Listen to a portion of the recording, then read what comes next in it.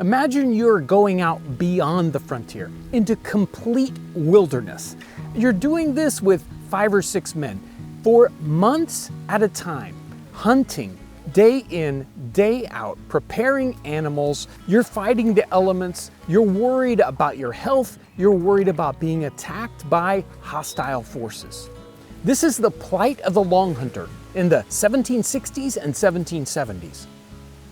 So Simeon, when you think about the Longhunter, what pops into your mind? I think the first thing that pops into my mind is some of the early guys that we don't often hear their names very much. Part of a bigger group that were going out to get that Virginia red deer, and by Virginia red deer, it's, I understand that it's the summer hide that's sort of reddish, and that's what they're calling it. I think historically what everybody seems to be drawn to is Daniel Boone. And Boone does go on a long hunt. He goes on several, but winds up losing his plunder almost every time. Do you think they were savory characters? I know some truckers who I would sort of relate to a long hunter. You leave the house, you're gone, you do what you need to do, you come back. It's obviously a shorter period of time, but they were colorful guys. Daniel Boone was always wanting to create distance from the settlements and where he wanted to be. Very soon after the creation of Fort Boonesboro, they start having game laws, because when you set up a camp like this, the deer start to spread out, so you've got to move around. They go out, they set up a station camp is what they call it, so that's where their main body is, and that's probably where the hide scraping and fleshing and all that. You have camp tenders that are going out just to do that portion of the camp. They would have little finger camps just like what you have here. 2 guys would go out, different directions, and then they'd hunt until the deer got scarce, and then they'd move to another camp. How dangerous do you think it was? Very. You're out here, there's no support. You're out here all by yourself. If you don't come back, your family misses you.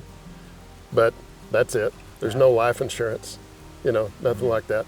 And there's people out here that are hunting the same deer that you are. In the reading I've done, it's always amazing to think about that very difficult environment they have to work with, and how dangerous it would be, and how hard they had to work to get their job done and stay alive. Where I come from in south central Kentucky, there's a historical account where it was 1,100 deer skins, and it's carved into a tree, 1,100 deer skins, ruination by God.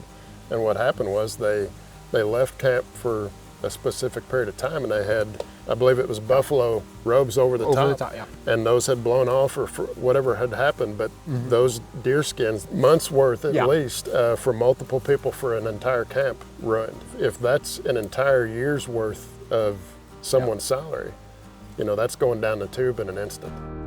What the long hunters, scouts, spies, surveyors are taking out with them is crucial to their survival. The flintlock, of course, but even all the way down to your blanket.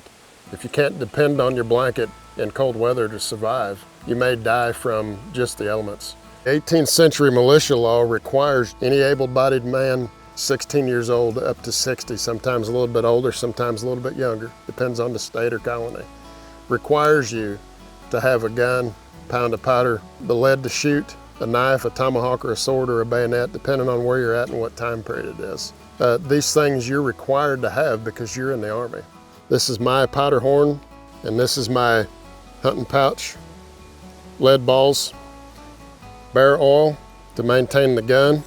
I have my tow worm and extra flints. This is a tin with patches. That's my patching. That's a ball sewn inside a patch. They were doing that historically. And that is to load quickly, should you need to. Sharpening stone, box compass. And because this doesn't leave my side, first off, this is the powder measure. And I have a clasp knife in here. And last is a very important piece of my kit is a small fire starting kit. I've got a bigger kit in my pack, but I've got one on me at all times. And this is what I carry in my pouch. But the most important piece of the kit is the flintlock, and maintaining that is equally as important. The gun, one of the most important parts of anybody's attire in the 18th century. Out west of the settlements, If it doesn't work, if it's not maintained properly, you've got a big heavy club. And so what I'm gonna do is break down the gun a little bit to show you how I clean it, how they would have cleaned it historically. The first thing we're gonna do is remove the lock. This is a Turnscrew that I have that's been filed down to fit the pins, and of course the other end is a screwdriver, but just so you can see how easy this is. These are metal screws, they're lock screws, but they're going through wood.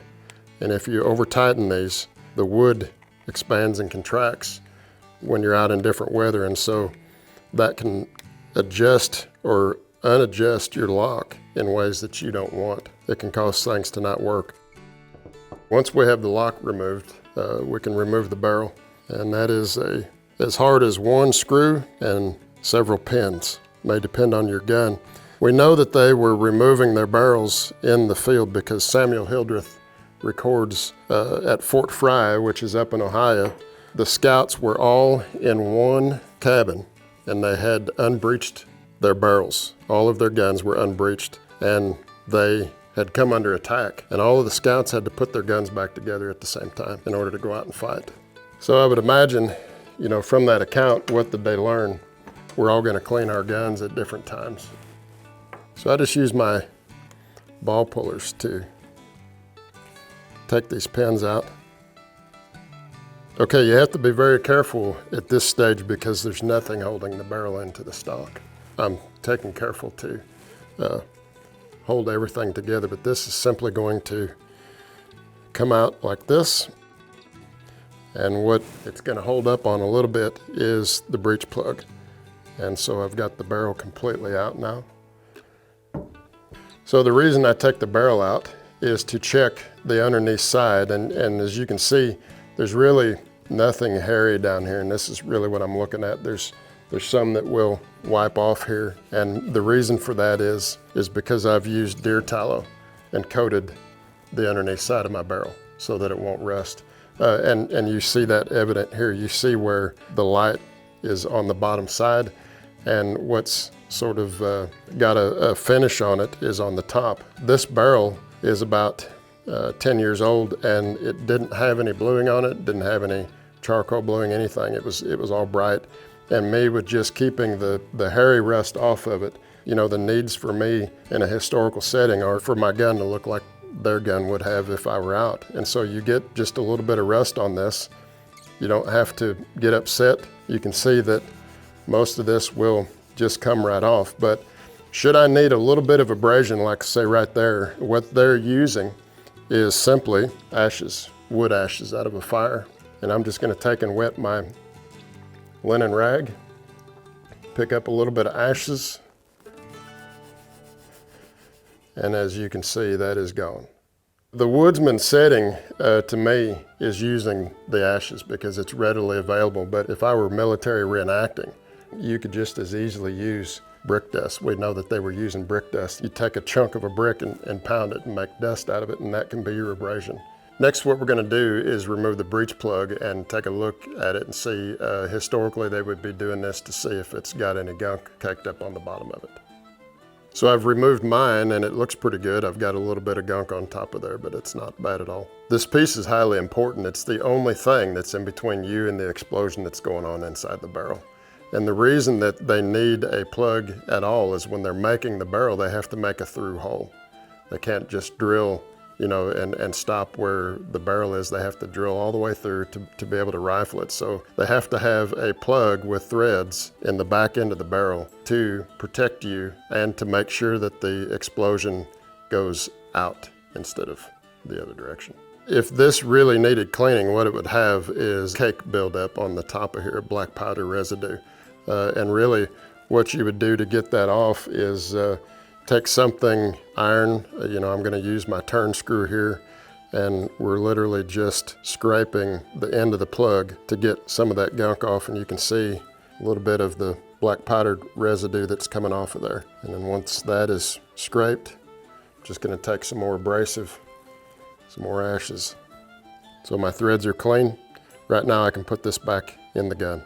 I have some barrel oil here in a container what I do is I put oil on anything that has threads so that it can't rust and be difficult to pull back apart. There's bear oil all over the frontier and colonial America because bears, especially in the cold weather season, are fat. And so you render the fat down, it makes oil. It's very readily available. It's important when you're putting your breech plug back together that you get it lined up with the bottom flat of your barrel. And so you see I'm just a little bit off there. And I'm going to tighten that with my hand vise so that that goes back into its spot. Okay, you can see that I'm in the middle of the two flats there and my corners match up here.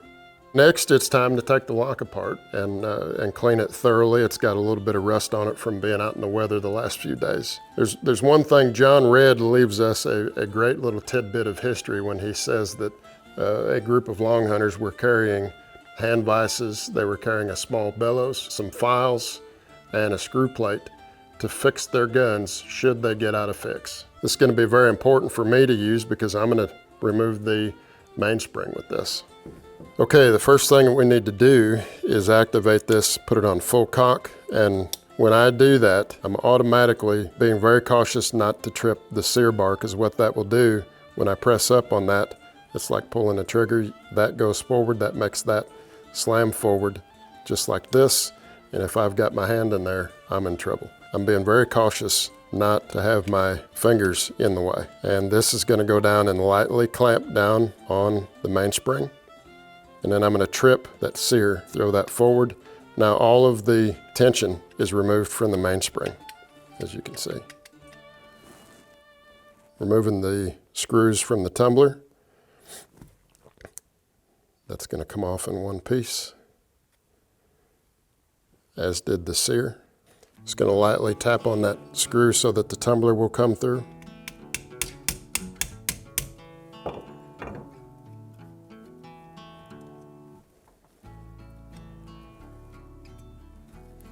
There's your mainspring. The tumbler has a little fly. This little guy here, everybody gets nervous about losing. And that's the tumbler. And aside from the frizzen and the sear spring, our lock is completely taken apart. The thing that impresses me with these locks is the parts are mass produced, but when they're assembled, the parts may fit this lock, but they may not fit the next 5 locks.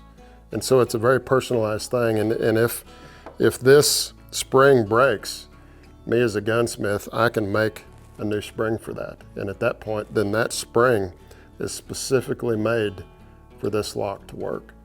And so out in the field, if the Longhunter, loses a screw or your sear breaks or something like that, what John Redd is saying is they can make a new part to fit that lock to get this gun back into service.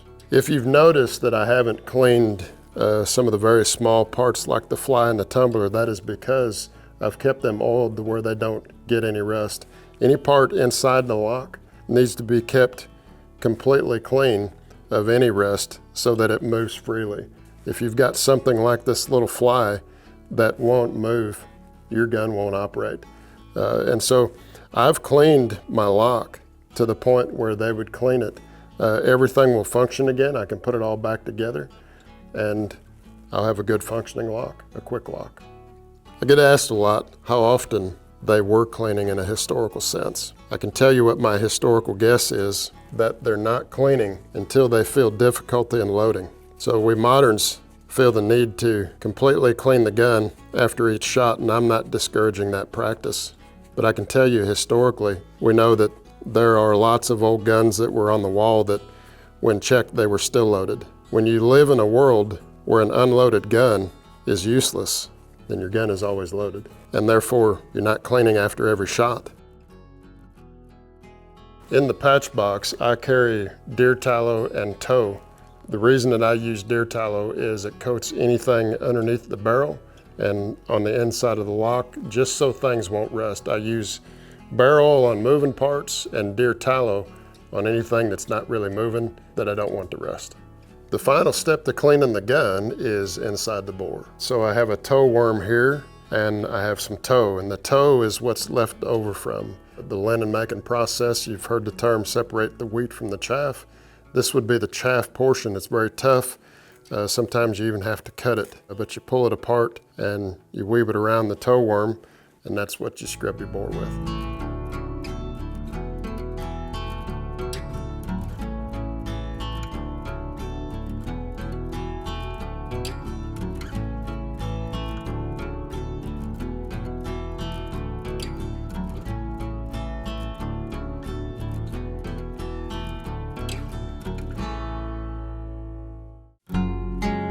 Simeon, thank you so much for bringing your equipment, your knowledge, the information. Tell the audience out there about where they can find out more about you.